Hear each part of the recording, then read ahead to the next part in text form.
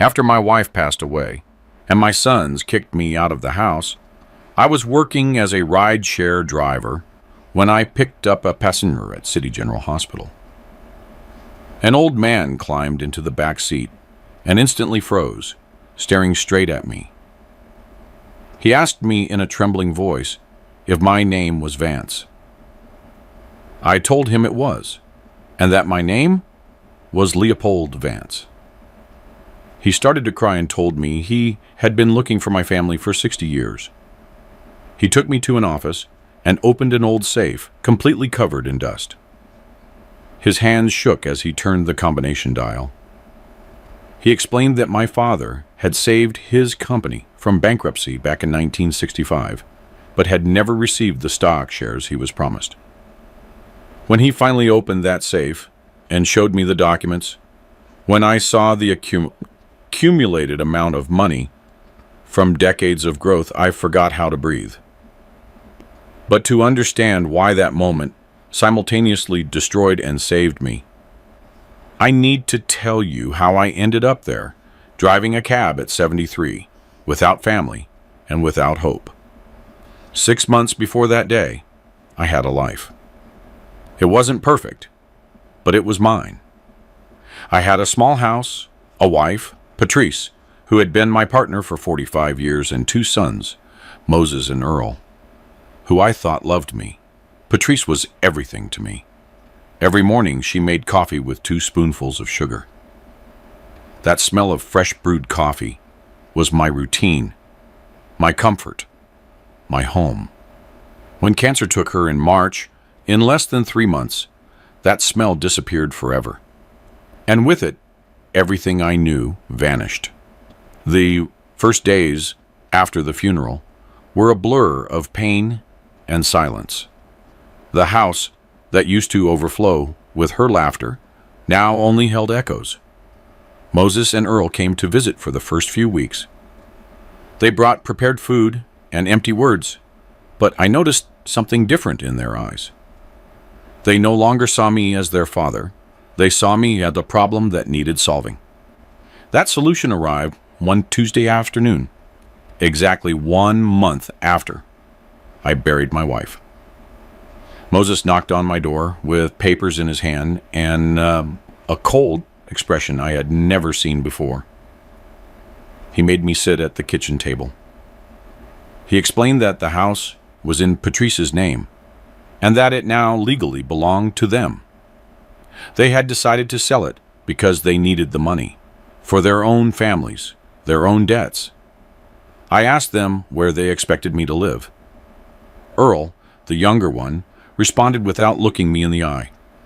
He said I should find a small apartment, something I could afford with my Social Security check.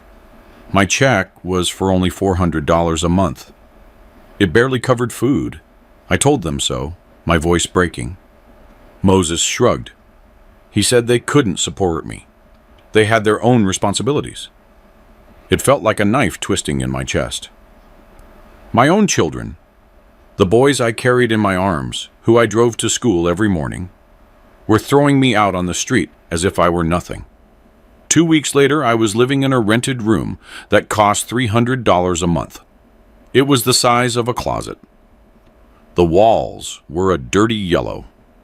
It smelled of dampness and the neighbors' cigarettes. The window faced an alley piled high with trash. There was no kitchen, just a hot plate and a small refrigerator that hummed constantly. The bathroom was shared with 3 other tenants. The mattress springs dug into my back. It was the only place I could afford, and it still left me with only $100 a month for food. The nights were unbearable.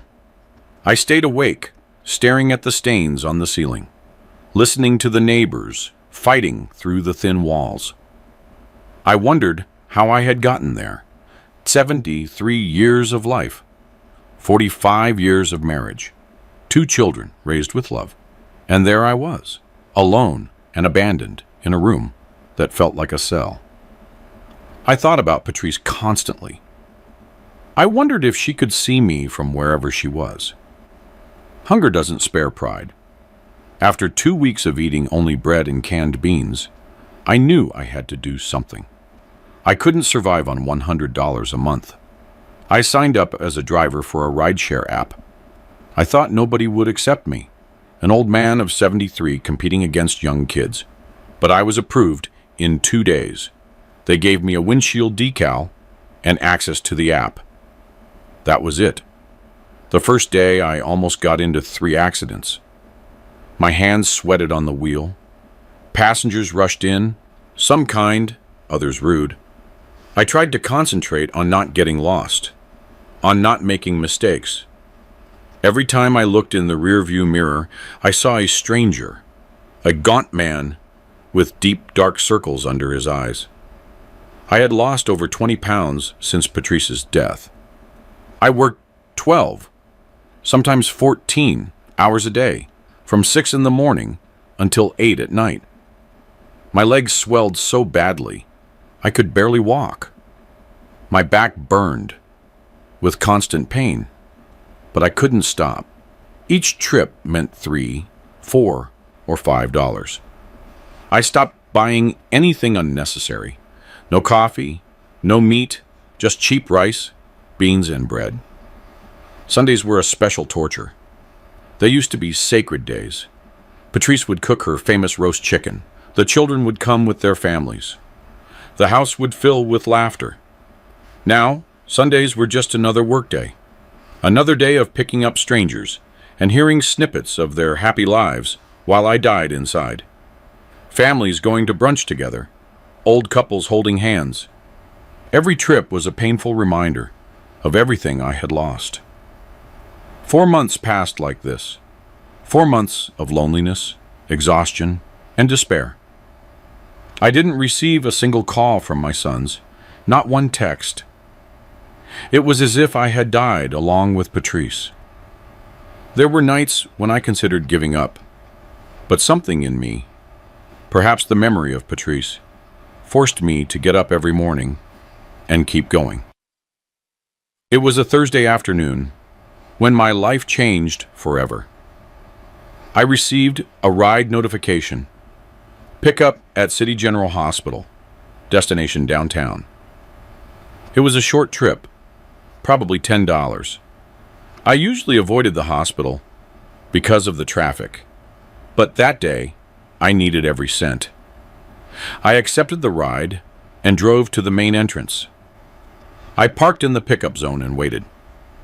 5 minutes passed, then 10. I was about to cancel when I saw an elderly man emerge from the glass doors. He was old, probably my age, but he walked slowly, leaning on a dark wooden cane that looked antique and expensive. He wore a perfectly pressed gray suit, a navy blue tie, and polished shoes. His hair was completely white, slicked back with gel. Everything about him screamed money, class. I got out of the car to help him. I opened the back door and extended my hand. He looked up at me, and in that instant, everything changed. He froze completely still. His face transformed into a mask of absolute shock. His light gray, almost transparent eyes widened immensely. His mouth fell open, and the cane trembled in his hand. I thought he was having a stroke. I asked him if he was feeling all right, if he needed a doctor, but he didn't answer. He just stared at me as if he were seeing a ghost. Finally, he spoke. His voice was raspy, heavy with emotion. He asked me my last name. I was confused, but I answered. I told him my name was Leopold Vance. The moment he heard that name, his eyes welled up with tears, real tears that began to stream down his cheeks. He repeated my surname twice. Vance, Vance, as if it were a magic word. Then he asked me in a broken voice if I knew a man named Hector Vance. I felt the world stop.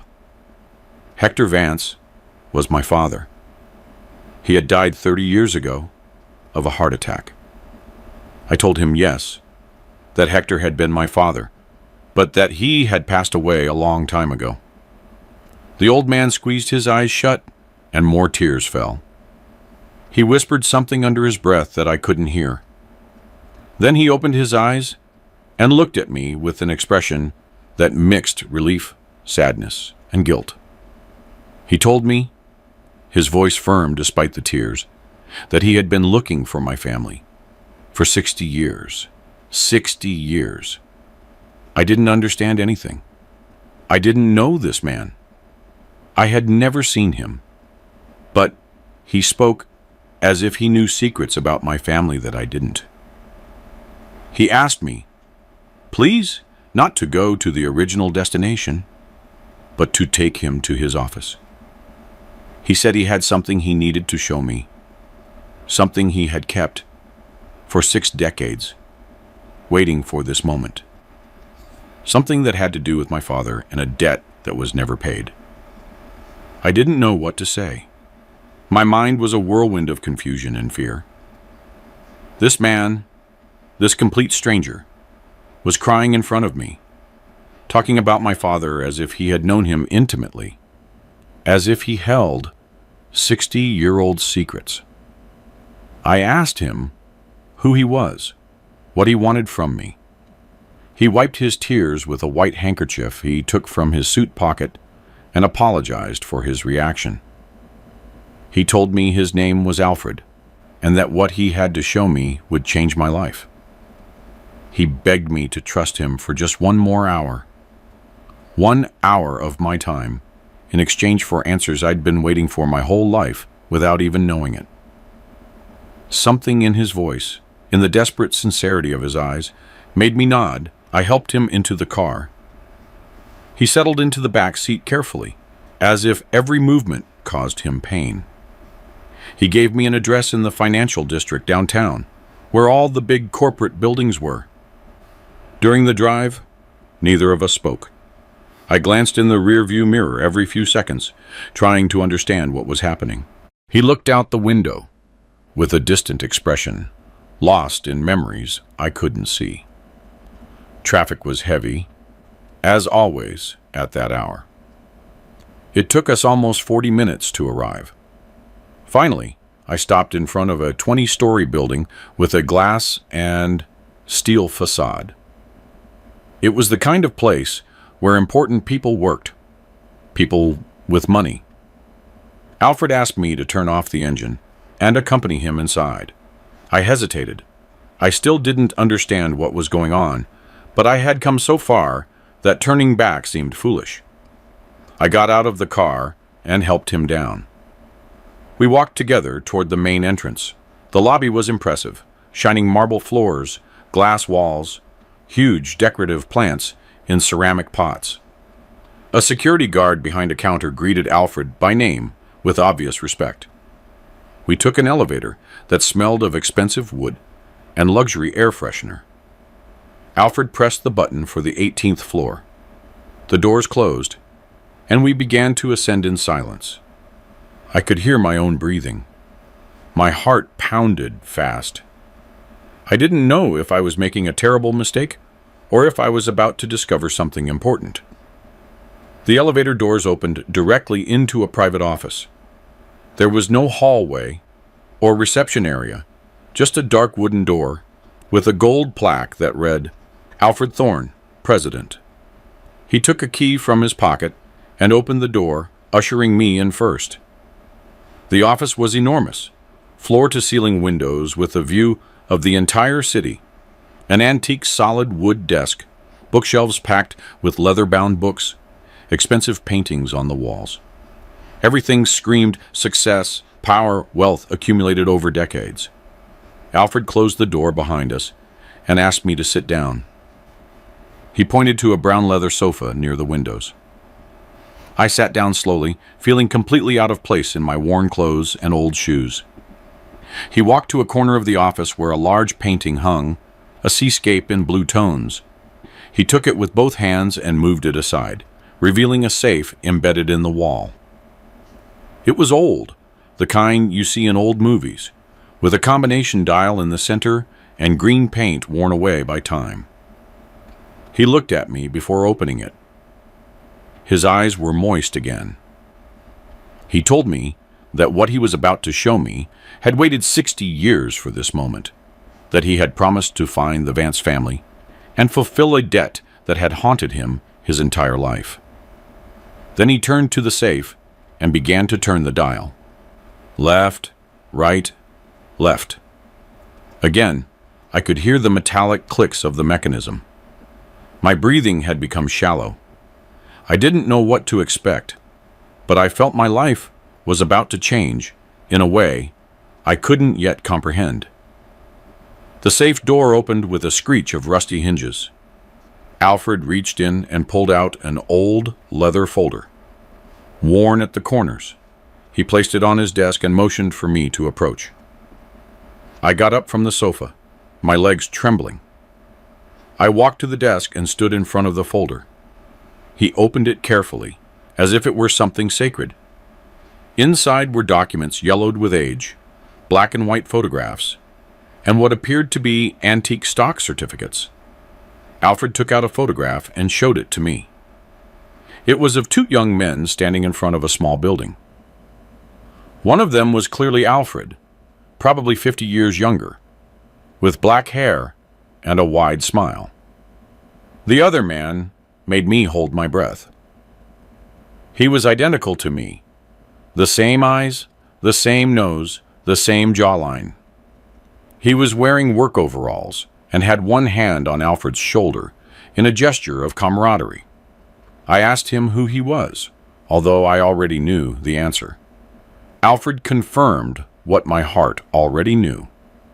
That man was Hector Vance, my father. I sank heavily into the chair in front of the desk. My legs couldn't support me anymore. Alfred sat down too and began to speak. His voice was soft but clear, telling me a story he had kept for 60 years, waiting for the moment to share it. He told me that in 1965, he was a 30-year-old young businessman who had inherited a small textile factory from his father. The factory was on the verge of bankruptcy. He had made bad decisions, trusted the wrong partners, and suddenly found himself with enormous debts he couldn't pay. The banks had denied him all loans. Creditors threatened him with lawsuits. He was about to lose everything. One night, desperate, he went to a bar near the factory to drown his sorrows. That's where he met my father. Hector worked as a mechanic in a nearby garage. He was a simple, hard-working man with calloused hands and clothes stained with grease.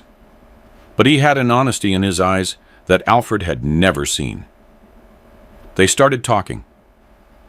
Alfred, drunk and desperate, told the complete stranger his whole situation. The debts, the creditors, how he was about to lose his family's company. My father listened in silence. Then he did something Alfred would never forget. He told him he had savings. Not that much, but something. Money he had been saving for years to buy a house someday. He offered that money to Alfred, a complete stranger, to save his business. Alfred thought it was a joke. Nobody did that. Nobody loaned their life savings to a stranger in a bar. But my father was serious.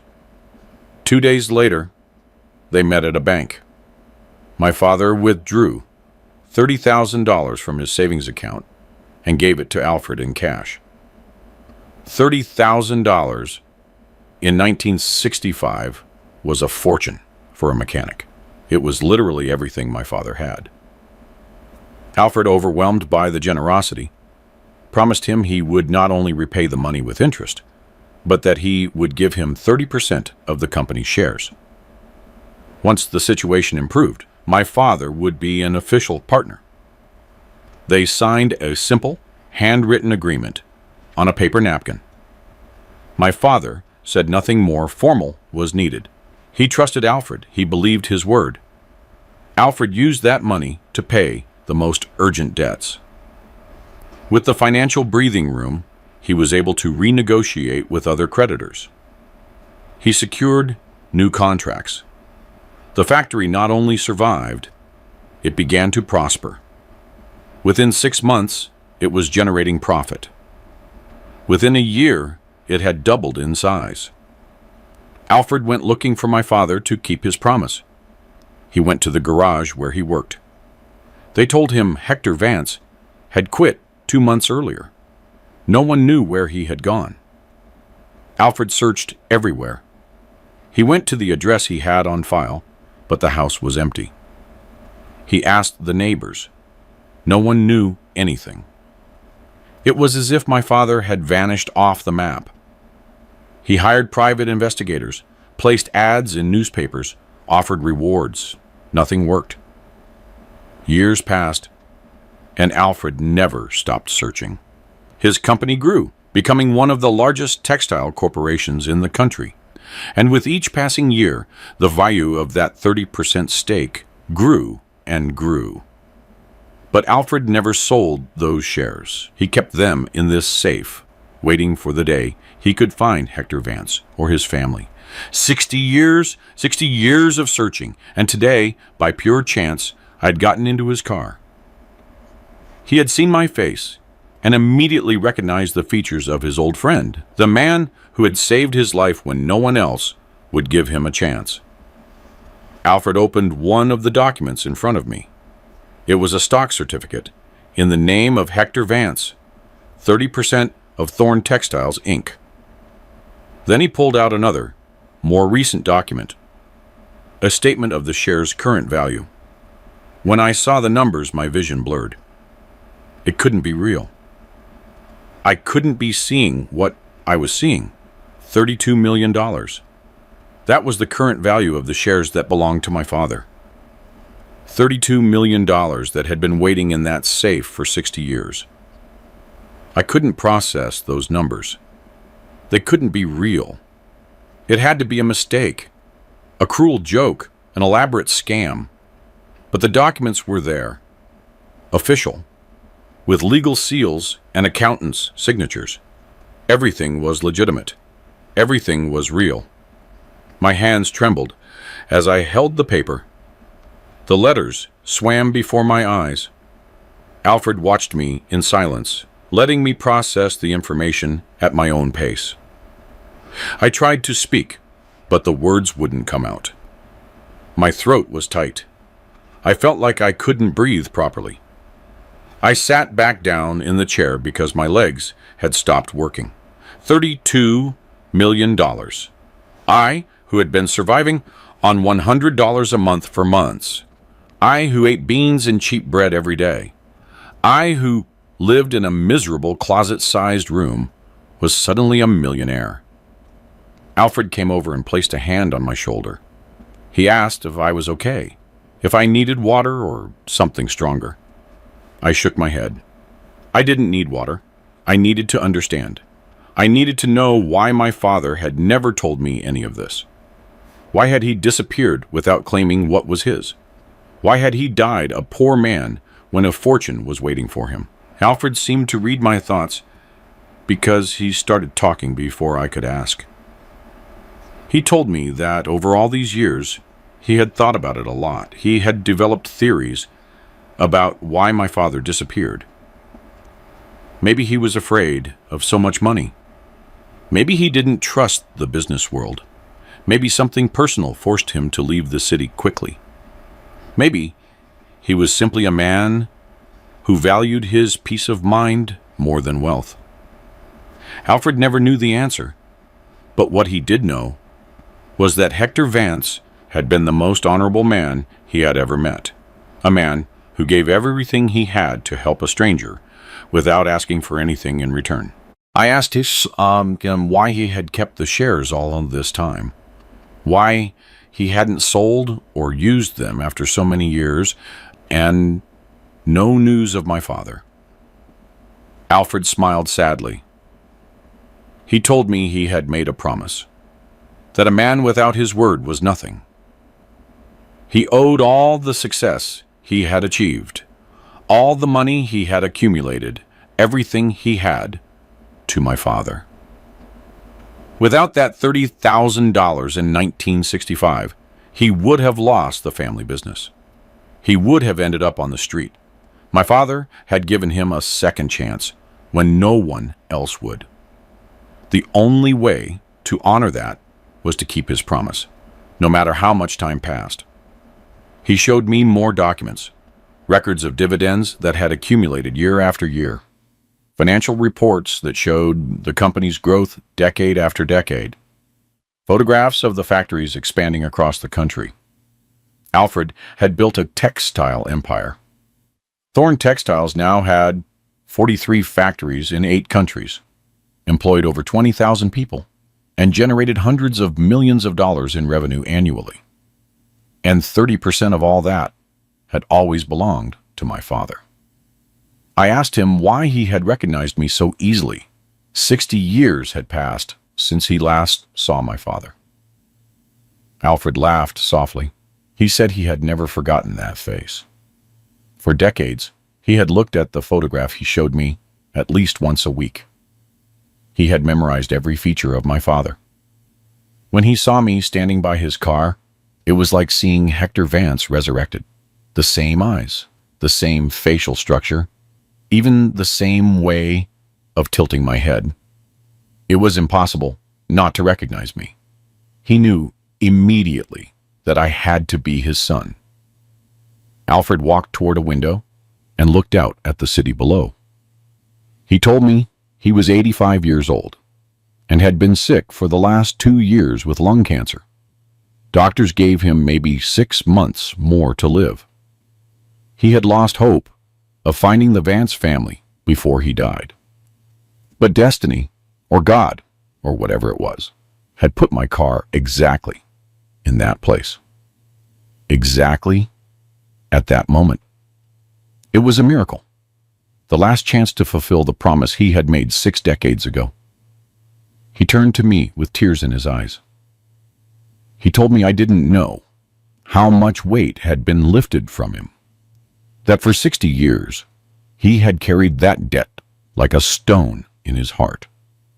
That every success of his company felt incomplete because he knew he hadn't been able to repay the man who made everything possible. Now he could finally rest in peace. He could die knowing he had kept his word, that the Vance family would receive what always belonged to them. I didn't know what to say. Emotions overwhelmed me. I felt gratitude, confusion, sadness, joy. All mixed in an impossible whirlwind. I thought about my father, the man I thought I knew. He had been a mechanic all his life. He worked with his hands until his health wouldn't allow it. We always lived modestly, without luxuries, but always with what we needed. He never spoke of this story. He never mentioned Alfred Thorne, or any textile company, or any money owed to him. He died without claiming this fortune. He died peacefully, surrounded by his family, in a simple hospital bed. And I never knew he had been a hero to someone. I told Alfred about my father, about how I remembered him. A quiet, hard-working man, of few words, but strong character. A man who taught me and my brothers the value of honest work, who always said the most important thing in life wasn't how much you had, but how you treated others. He raised us with discipline, but also with love. He died 30 years ago, without me knowing he had once done something as extraordinary as saving an entire company with his life savings. Alfred listened attentively. When I finished speaking, he nodded slowly. He said that sounded exactly like the Hector Vance he remembered. A man who didn't need recognition or reward, who did the right thing simply because it was the right thing, who valued his integrity more than any amount of money. Those kinds of men were rare. Perhaps that's why he had disappeared without claiming the shares. Maybe he never cared about the fortune. Maybe he just wanted to help someone in need, and then continue with his simple, honest life. Alfred called his secretary on the intercom. A middle-aged woman named Faye entered the office with a tablet in her hands. Alfred gave her instructions in a low voice. She nodded and left again. He explained that he was contacting his legal team, that they needed to make an official transfer of the shares to my name, that the process would take a few days due to all the required documentation, but that he would ensure everything was done correctly.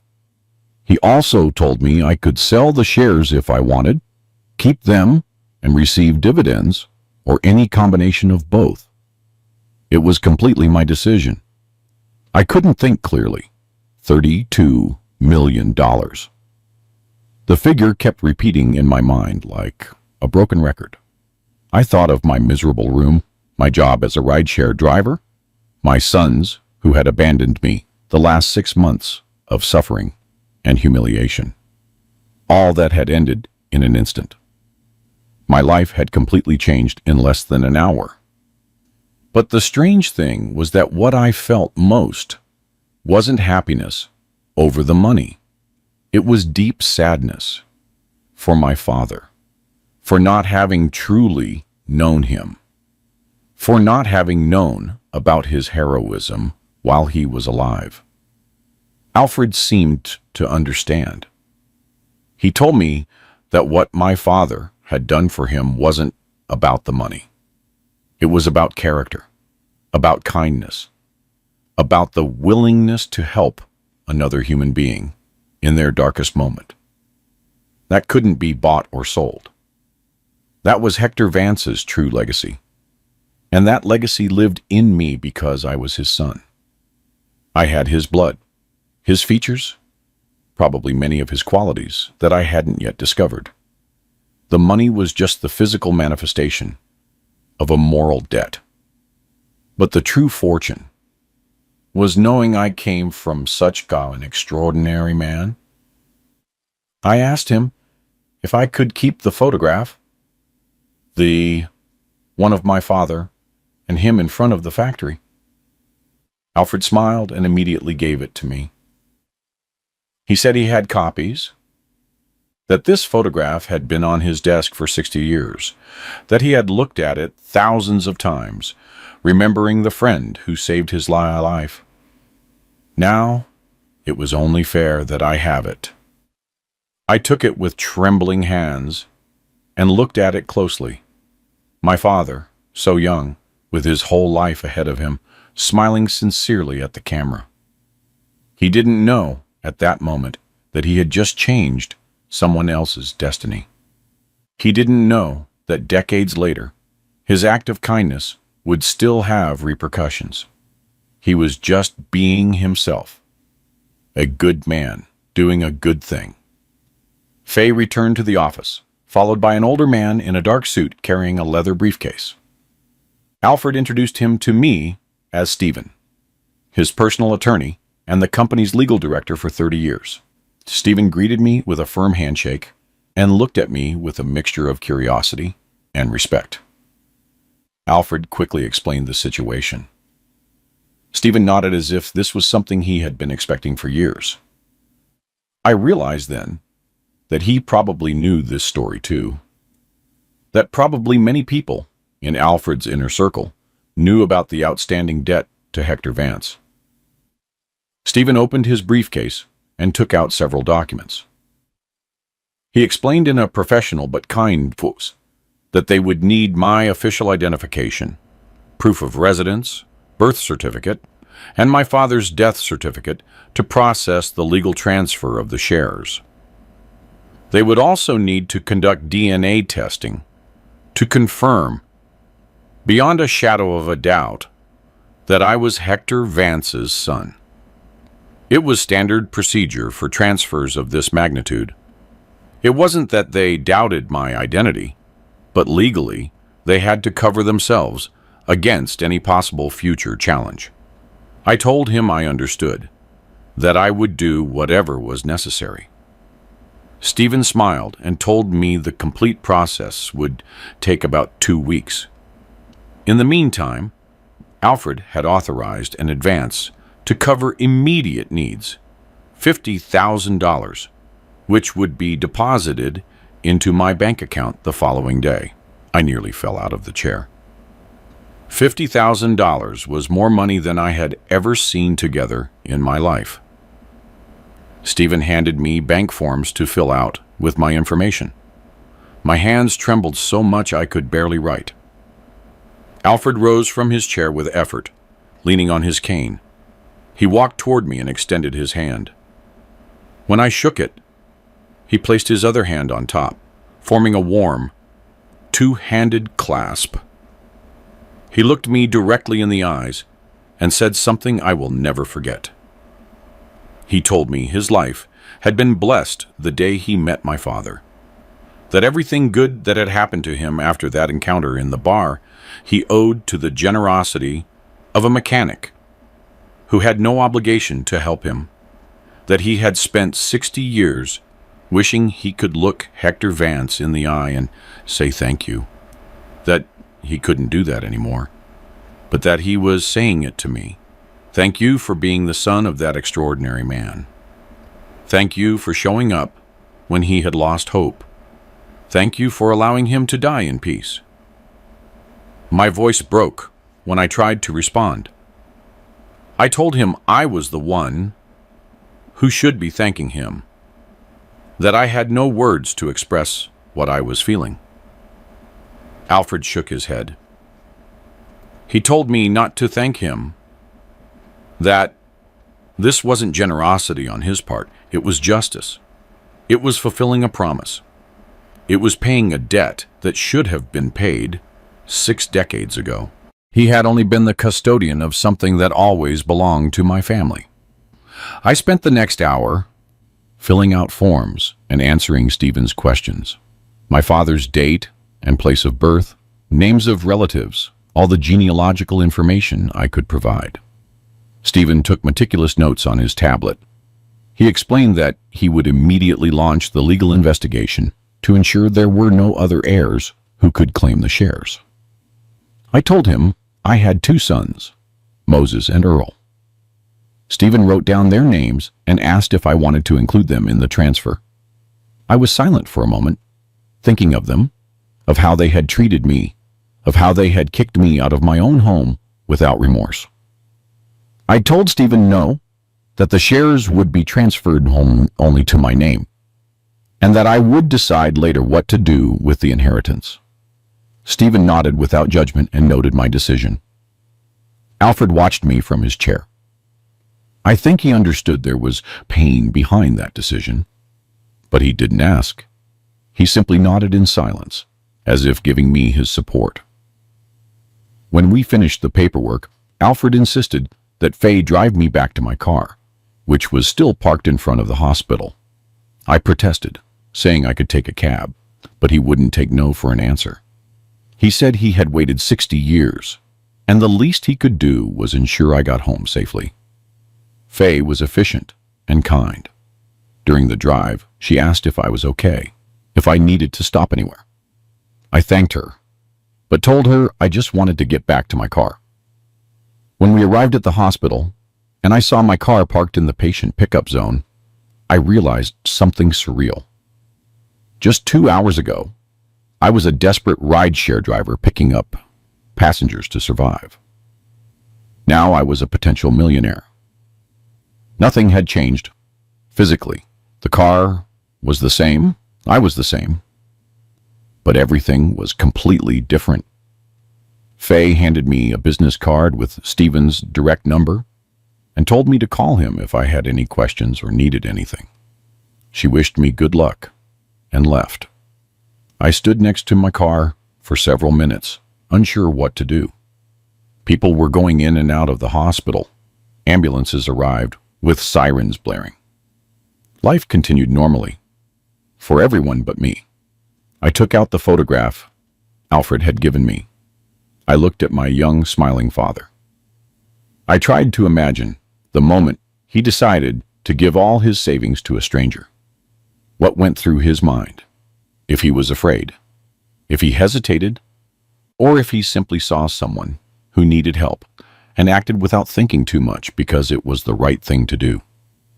I got into the car and sat in the driver's seat with my hands on the wheel. My phone buzzed with notifications from the app. Trip requests were waiting. People who needed transportation. I looked at the notifications, then at my father's photograph. I thought about everything that had just happened.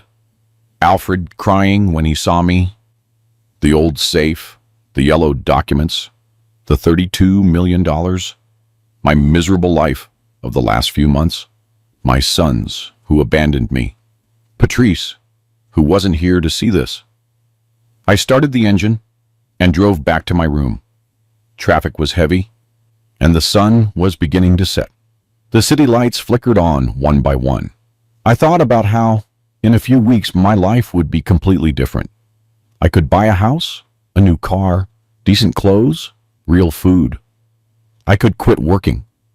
I could live the rest of my days with dignity. But the strange thing was that none of those things excited me. The only thing I felt was a deep hole in my chest, a sadness for my father, for not having truly known who he was, for not having been able to tell him I was proud of him while he lived. I reached my building when it was already dark.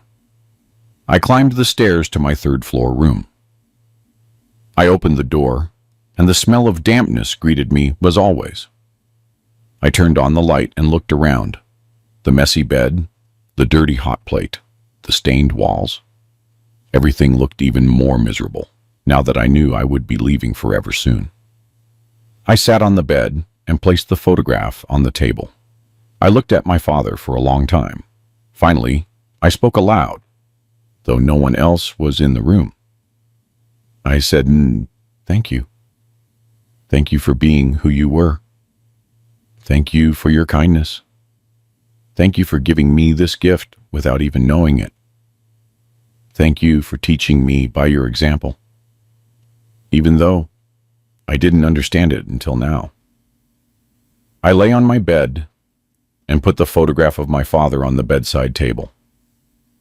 I stayed up for hours trying to understand who that man really was. The simple mechanic I knew was only part of the story. There was another dimension to him I had never seen, a man capable of giving everything he had to help a stranger. A man whose act of kindness had traveled across 6 decades to find me in my darkest moment. The hours passed slowly. Every time I closed my eyes, I saw Alfred's crying face, the yellow documents, the impossible numbers. $32 million. The words repeated in my mind like a prayer. I got up several times to check my wallet, to confirm I had Stephen's card, that everything had been real and not a dream concocted by desperation. I made instant coffee on the hot plate as the sun rose. It tasted awful, but it was all I had. At 9 in the morning, I called Stephen.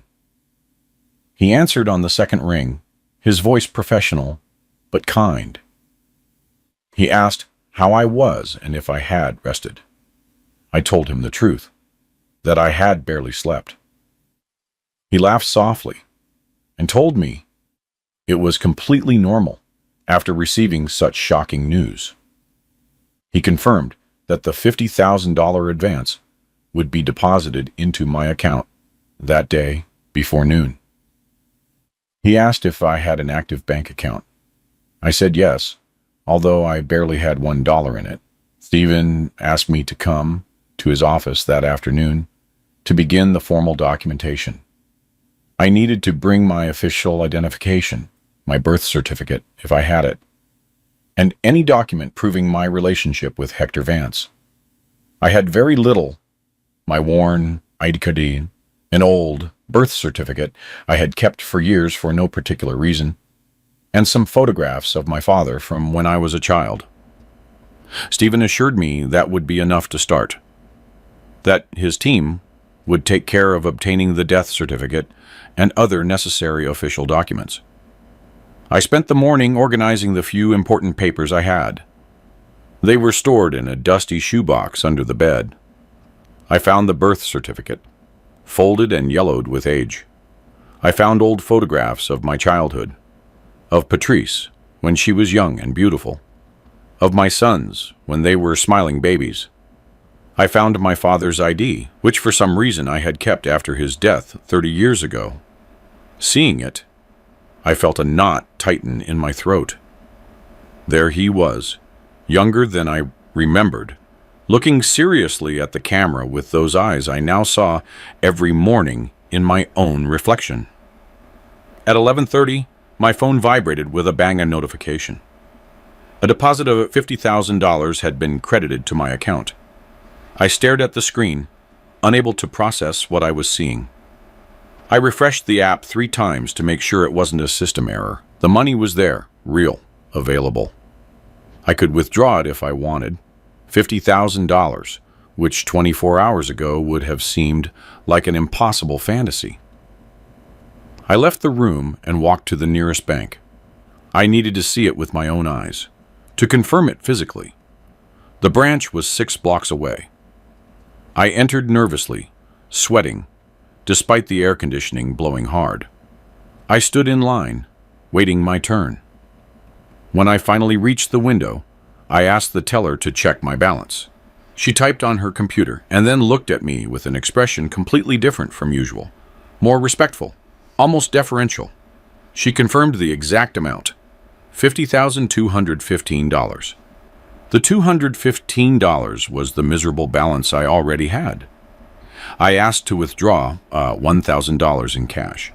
She processed the transaction without asking questions and handed me 10 crisp, new $100 bills.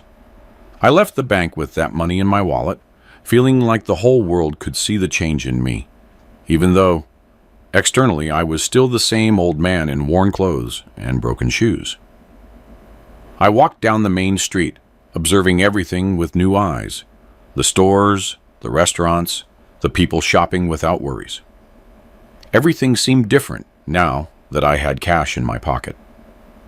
I entered a restaurant that I had always seen from the outside, but where I had never eaten because the prices were too high for my budget. I sat at a table by the window. I ordered a full breakfast without looking at the cost. Scrambled eggs with ham, crispy bacon, buttered toast, freshly squeezed orange juice, real coffee served in a porcelain cup. When the food arrived, I had to fight back tears. I hadn't eaten anything like that in months. The taste of the salty bacon, the hot, aromatic coffee, the soft, perfect eggs. Everything tasted like a blessing, like recovered dignity. After breakfast, I walked to a clothing store. I needed something decent to wear to Stephen's office that afternoon. I couldn't show up in the same old, stained clothes I had worn during months of misery. I bought a dark gray dress shirt, a clean ironed white shirt, and black shoes that weren't broken or worn out. The total was $210. A week ago, that expense would have destroyed my entire month's budget. Now I barely felt it. I paid in cash and left the store with the bags in my hand, feeling a strange mix of relief and guilt for spending money on myself. I went back to my room and changed clothes. I looked at myself in the small, cracked mirror hanging crookedly on the damp wall. In new clothes, I looked different, more dignified, less defeated, less invisible. But I was still me, the same man who had been living in absolute poverty, the same man whose children abandoned him without looking back. New clothes didn't change the pain, but it was a start, a first step towards something better. I took a taste to Stephen's office. It was in the same imposing building where I had been the day before with Alfred, but on a different floor. The elegant receptionist was waiting for me with a professional smile. She led me directly to a large conference room with a mahogany table and leather chairs. Stephen was already seated with several documents organized in front of him. He greeted me warmly, as if we were old friends, and had me sit in the main chair. We spent the next 2 hours reviewing endless papers. He patiently explained each document before I signed it. Affidavits, official identification forms, authorizations for exhaustive genealogical investigations, consents for DNA testing. Everything had to be perfect and legal, so that no one could challenge my right to the shares in the future. A medical technician arrived in the mid-afternoon to take my DNA sample. It was quick and painless. A swab rubbed inside my cheek for 30 seconds, and that was it. Stephen explained that they would compare my DNA with samples they would obtain from old medical records of my father. The hospital where he died 30 years ago kept files on all deceased patients. It would be enough to confirm, without any doubt, the direct genetic relationship. The results would take about a week to process. In the meantime, Stephen and his team had begun to investigate my father's history in depth. They had found old employment records showing that Hector Vance had indeed worked as a mechanic in various city garages between 1960 and 1980. They had found his marriage certificate with my deceased mother. They had found our birth certificates, mine and those of my 2 deceased brothers. Everything perfectly matched, the story Alfred had told, with tears in his eyes. There was no fraud, no mistake. Everything was completely legitimate.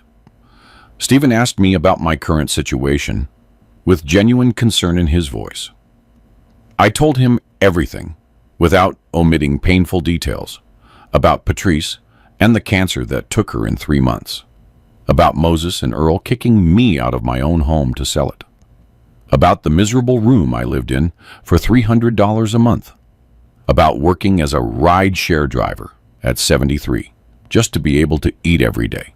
He listened in absolute silence, nodding occasionally with a serious expression. When I finished my story, Stephen leaned forward and told me something that filled me with hope. He told me that all that suffering would end very soon, that in 2 weeks at most, I would have full and legal access to the inherited shares. He explained that I could sell all of them if I wanted immediate liquidity, sell only a part, or keep them entirely and live off the generous annual dividends. He explained that the annual dividends for that share package were approximately $2 million every year. $2 million annually without having to sell anything, without touching the principal capital. $2 million a year. I, who had lived on a $400 a month Social Security check. I, who had eaten beans and bread for months to survive. I couldn't process those numbers. It was as if they were speaking to me in another language.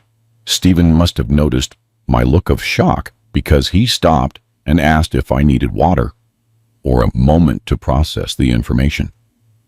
I nodded, and he called his assistant to bring cold water. I drank slowly, trying to calm my racing mind. Stephen waited patiently, without pressuring me. When I finally regained some composure, he continued explaining the options. He strongly recommended hiring a trustworthy personal financial advisor. He gave me a list of names of 3 professionals who worked with high net worth clients. People who could help me manage the fortune intelligently and protect it from bad decisions or scammers who would inevitably appear when they learned of my new situation. He also warned me about something important. He told me not to make hasty decisions driven by the emotion of the moment, not to buy big things immediately, not to tell too many people about the money yet, and to let the reality sink in for a few weeks before making drastic changes in my life. He explained that he had seen cases of people who inherited fortunes and lost them in months by making stupid decisions too quickly. He didn't want me to be one of those sad stories. I thanked him for the advice and promised to be careful. Then I asked him something that had been bothering me since the day before. I asked about Alfred, how he was after our meeting, if it had been too much for him emotionally, considering his delicate health condition. Stephen smiled sadly, but also with a sense of peace in his eyes. He told me Alfred was better than he had been in years, that the cancer continued to advance relentlessly, but that he could now face death without that enormous weight on his conscience. He told me Alfred had called his family the night before to tell them the news, his children and grandchildren. He had told them the whole story of Hector Vance and how he had finally found his family after 60 years of constant searching. He had cried tears of happiness on the phone. He had told them he could now die in peace, that he had fulfilled the most important promise of his life. Stephen told me that Alfred was deeply grateful to me for showing up exactly when I did, that he considered it a miracle, the answer to 60 years of desperate prayers. I asked Stephen to tell Alfred something from me, that I, too, was grateful beyond words, that I perfectly understood what he had done by keeping that promise for 6 decades, that honoring his word in that way was something extraordinary and rare in this world, that my father had chosen well, whom he helped that day in the bar. Stephen promised to convey the message word for word. I left the office around 5 in the afternoon. The sun was still shining brightly in the clear sky. The city buzzed with heavy rush-hour traffic. Thousands of people returning to their homes after work. I walked aimlessly for a long time, just thinking about how my life had completely changed in less than 48 hours. How my father's act of kindness 60 years ago had traveled through time to rescue me in my darkest, most desperate moment. It was as if he had somehow known that one day I would need that gift, as if he had planted an invisible seed that was finally bearing fruit decades after his death. I stopped at a small bar and sat on a bench under a large tree. I took out the photograph Alfred had given me. I looked at my young father, smiling next to his friend. 2 men who didn't know they were creating a story that would last a lifetime. I thought of all the times I had seen my father working in the garage when I was a child, his hands always dirty with grease, his clothes stained, his back bent over engines. He never complained. He never talked about sacrifices. He simply did his job day after day with silent dignity. Now I understood that this humble man had been capable of such great generosity that he had saved another person's life. And he never boasted about it. He never mentioned it. He simply continued living his simple, honest life. I wondered why he never claimed the shares, why he disappeared without seeking what was legally his. Alfred had speculated that maybe he was afraid of the money, that maybe something personal forced him to leave the city quickly. But I knew my father better than that. I believe he simply didn't care about the fortune. He had helped Alfred because it was the right thing to do, not because he expected a reward. And when he saw that Alfred was fine and the company was prospering, he probably felt his job was done. The money was never the point for him. That made me reflect on myself, on what kind of man I was compared to my father. I had spent the last few months feeling like a victim, blaming my sons, complaining about my luck, sinking into self-pity. But my father had faced difficulties with grace and generosity. He had given when he didn't have to give. He had helped when he could have looked the other way. That was the true legacy he left me, not the money, but the example of how to live with honor.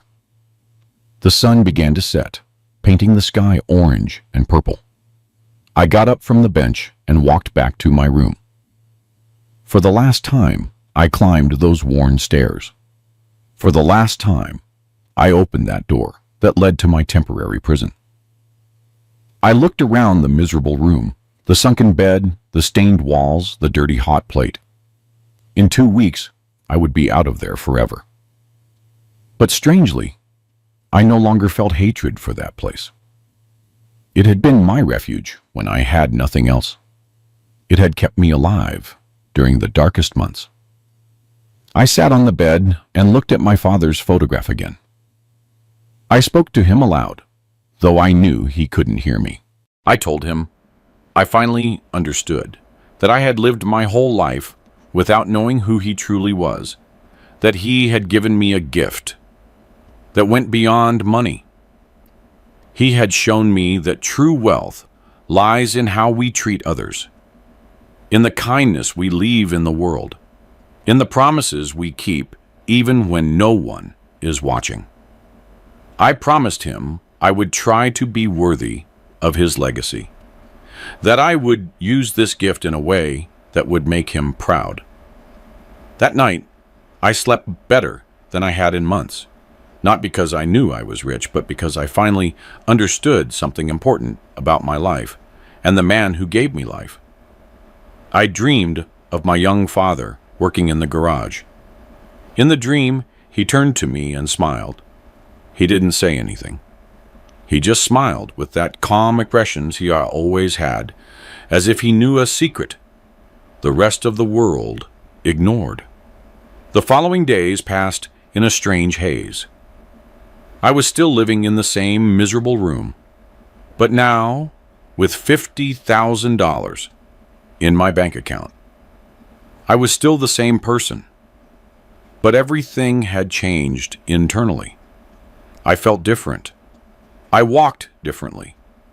I no longer shuffled my feet with my head down.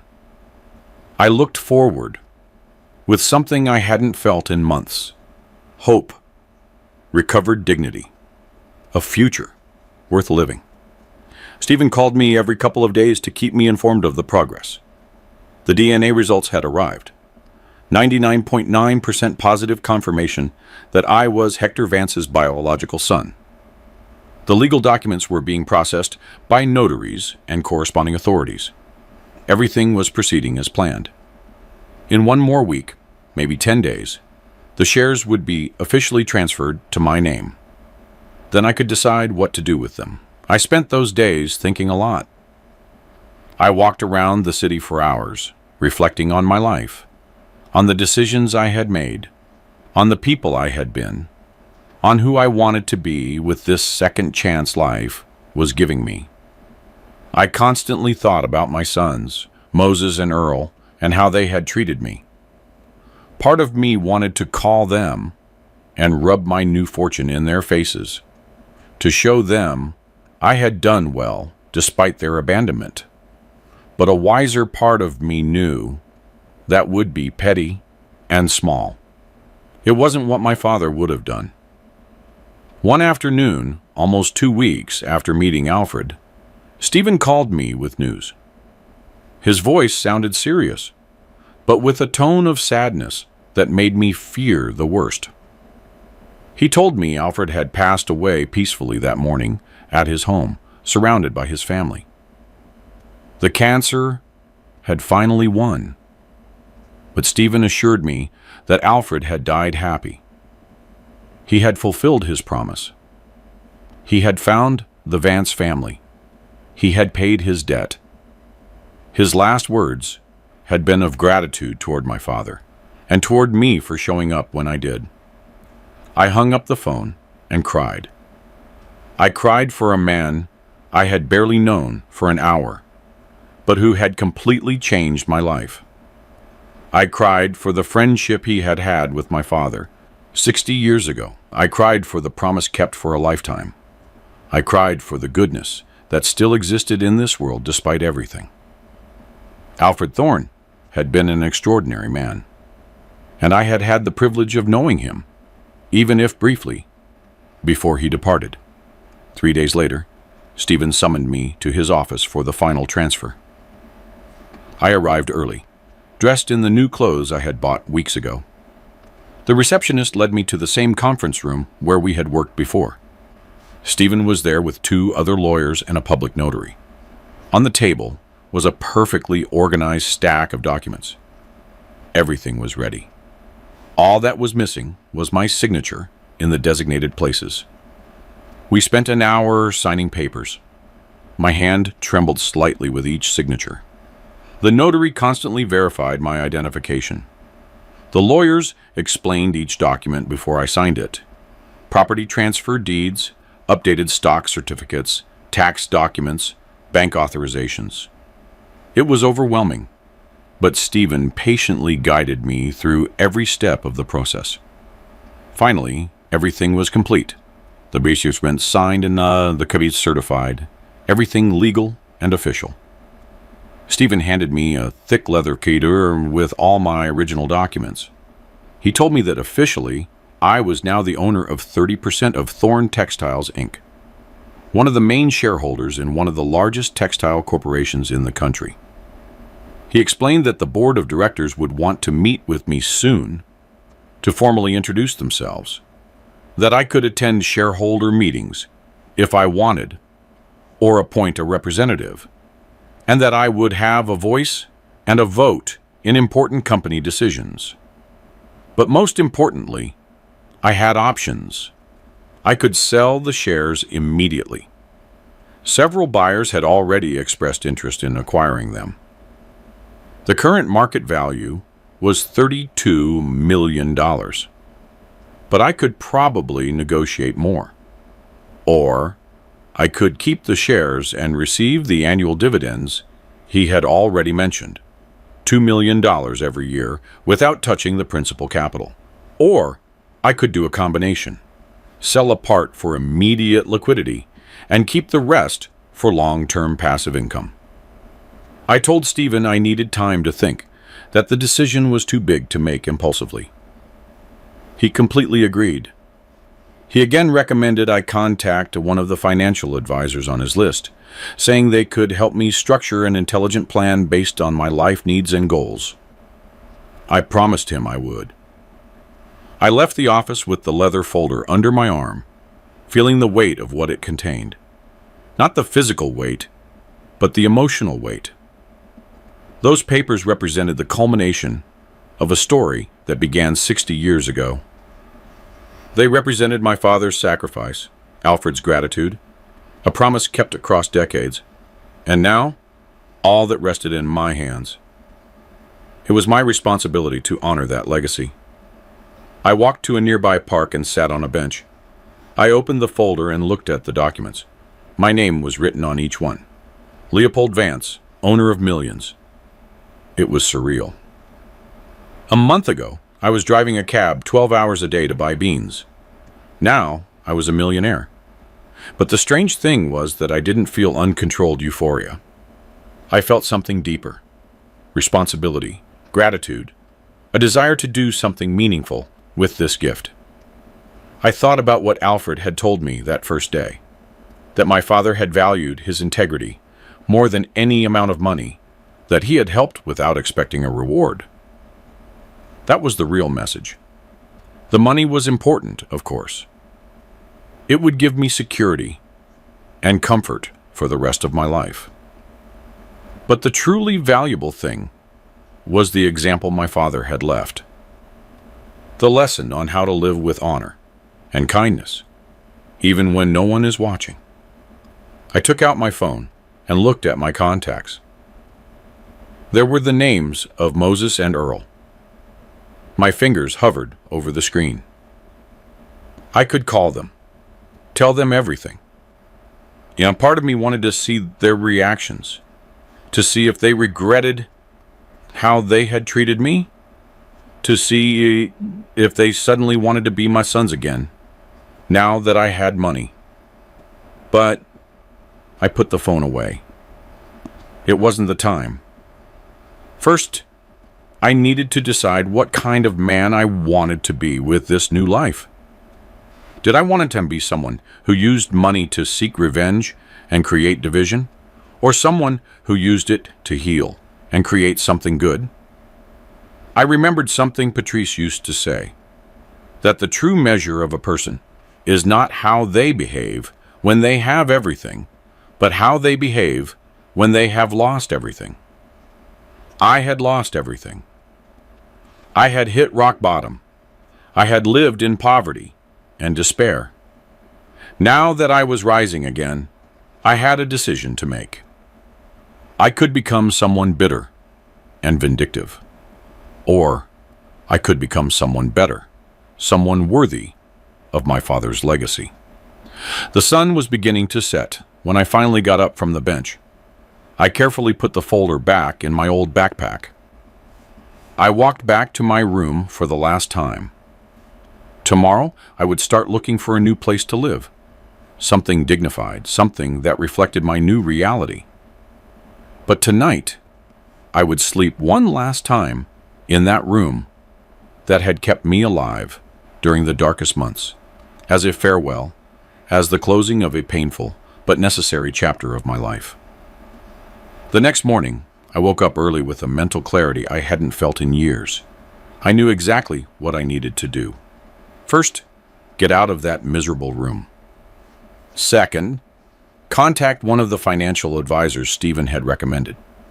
Third, and most difficult, decide what to do about my sons. But that would come later. First, I needed to establish my new life on solid foundations. I called the first advisor on the list, a man named Robert Sanford, with 30 years of experience managing large estates. His assistant scheduled an appointment for that same afternoon. Then I searched online for apartments for rent in decent areas of the city. I found a furnished 2-bedroom in a modern building with security. It cost $2,500 a month. 2 months ago, that price would have seemed impossible to me. Now it was perfectly reasonable. I called the owner, and we agreed to meet the next day. The meeting with Robert was eye-opening. He was a man in his 50s, bald, wearing glasses, with a clear and direct manner of speaking that I liked immediately. He didn't use complicated language or try to impress me with technical terms. He spoke to me like an intelligent human being.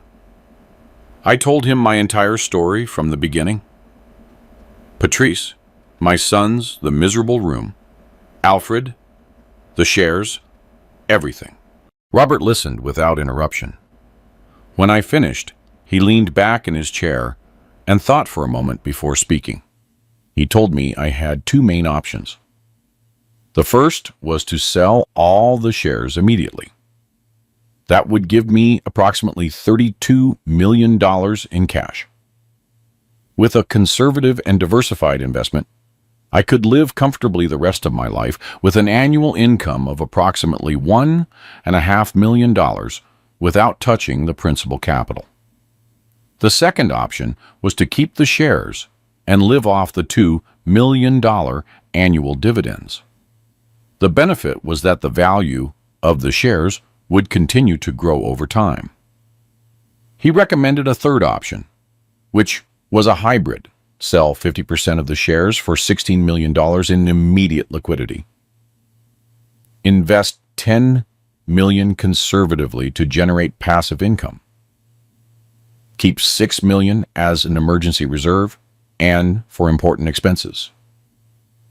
And keep the other 50% of the shares to continue receiving $1 million in annual dividends.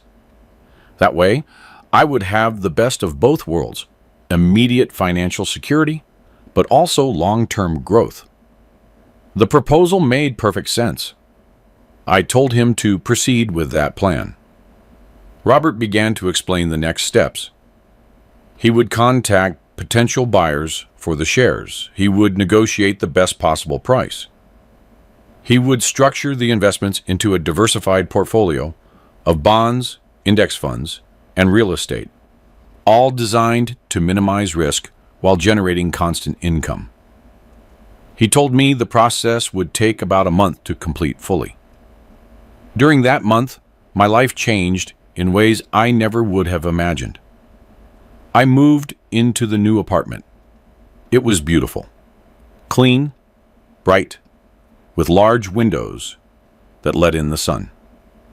I had a real kitchen where I could actually cook, a private bathroom with constant hot water, a comfortable bed that didn't dig springs into my back.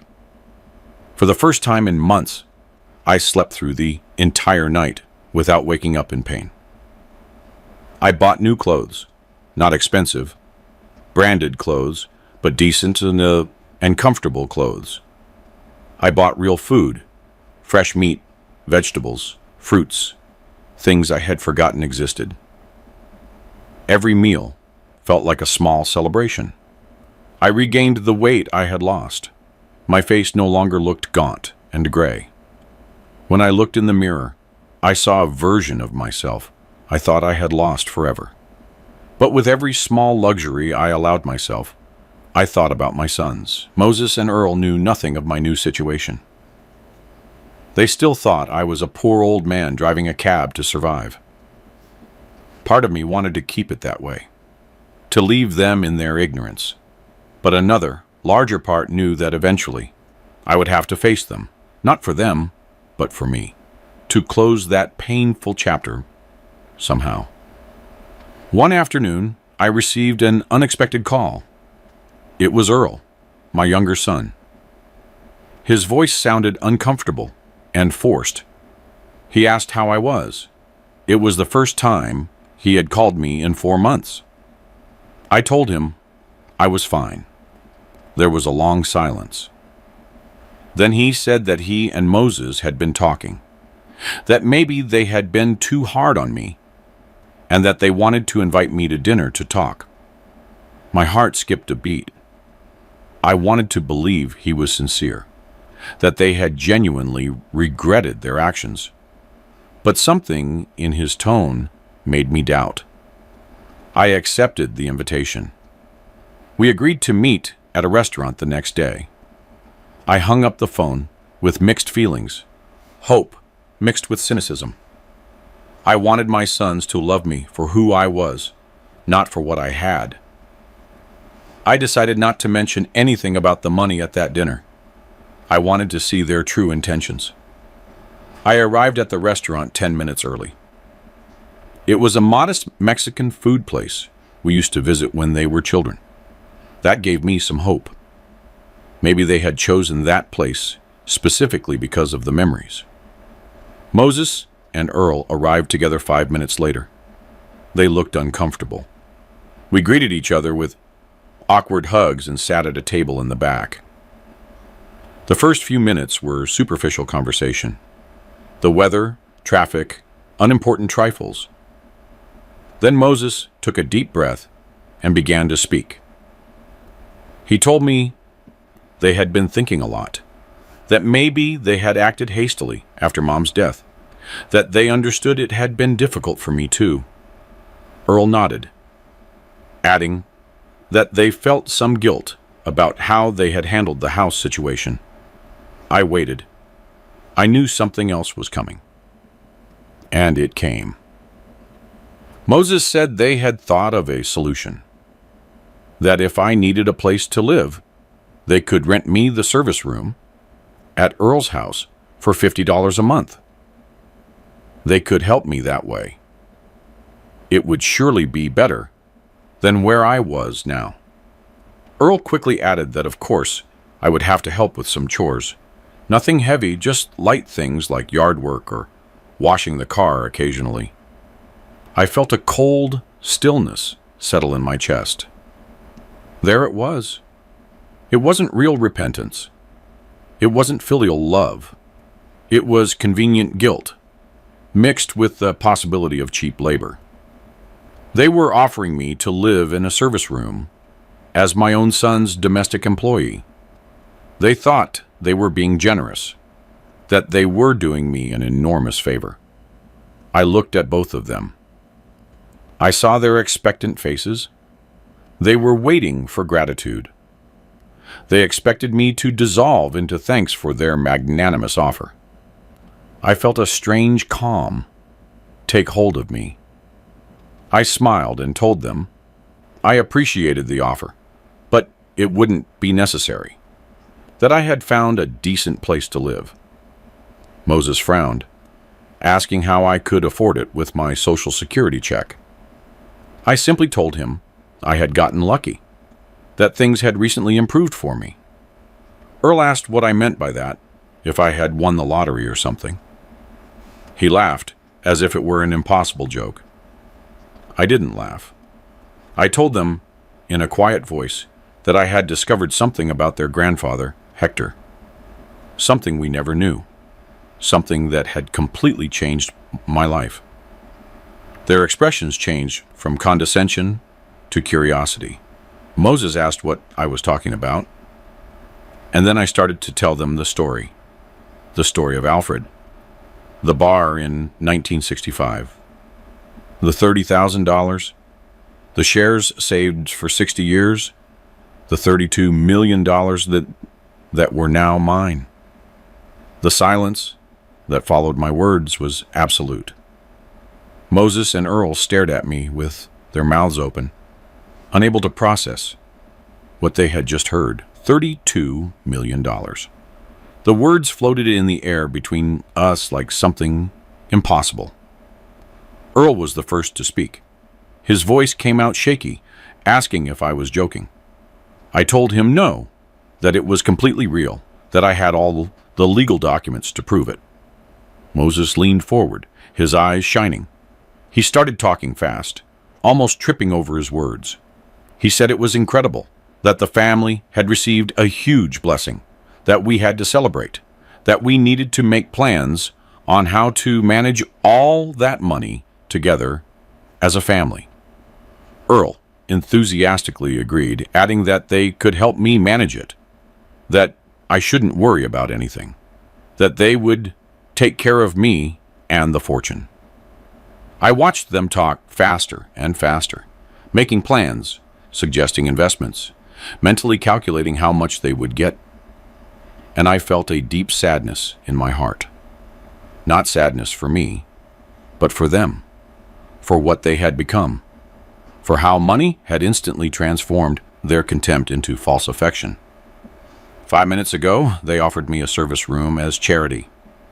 Now they wanted to manage my fortune as a united family. I raised my hand, interrupting them. Silence fell again. I told them in a calm but firm voice that I needed them to hear something important, that when you kicked me out of my house 4 months ago, when you told me to find an apartment with my miserable Social Security check, when you abandoned me without looking back, I hit rock bottom. I lived in a closet-sized room that smelled of dampness.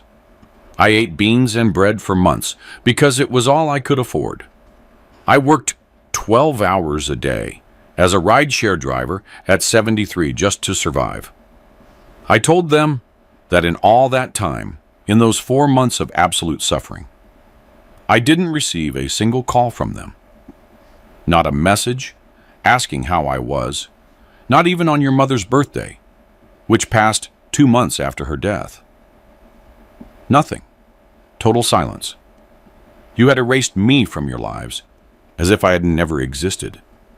As if 40 years of being your father meant absolutely nothing.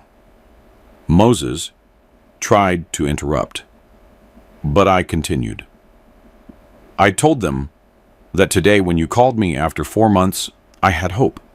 Stupid hope that maybe you had genuinely repented, that maybe you missed me, that maybe you wanted your father back. But no.